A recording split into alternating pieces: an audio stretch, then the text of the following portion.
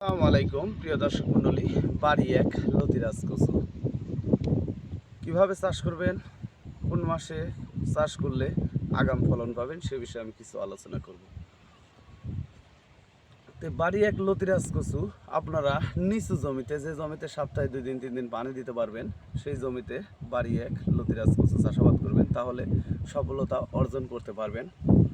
এই জমিতে আমার এখানে 1.5 বিঘার প্রজেক্টে চাষ করা আছে বাড়ি এক লতিরাজ কচু এবং নাটোরের মোটা লতিরাজ কচু, দুইটাই এখানে চাষাবাদ করা আছে। যাই হোক, এগুলো হচ্ছে বাড়ি এক লতিরাজ কচু। দেখেন প্রত্যেকটি গাছে লতি এসে গেছে। এই দেখেন লতির প্রত্যেকটা গাছেই সুন্দর মাপে লতি এসে গেছে।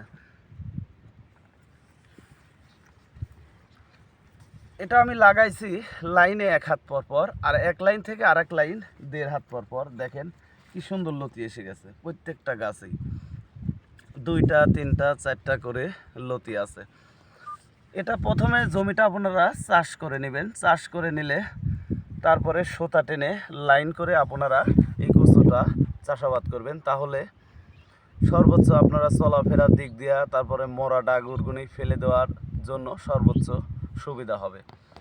আর আপনারা কচু চাষের সময় ডিএপি সার ব্যবহার করবেন, ইউরিয়া সার ব্যবহার করবেন এবং প্রথম জ্বালানে পটাশ ব্যবহার করতে পারবেন। পরে থেকে আর আপনারা কচুতে পটাশ ব্যবহার করতে পারবেন না, আপনারা দস্তা ব্যবহার করবেন।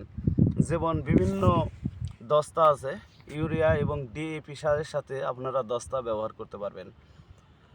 আর কচু চাষের জন্য আপনারা অবশ্যই সারের সাথে দানা বিষ ব্যবহার করবেন, তাহলে গাছের গোড়া পচন লাগবে না।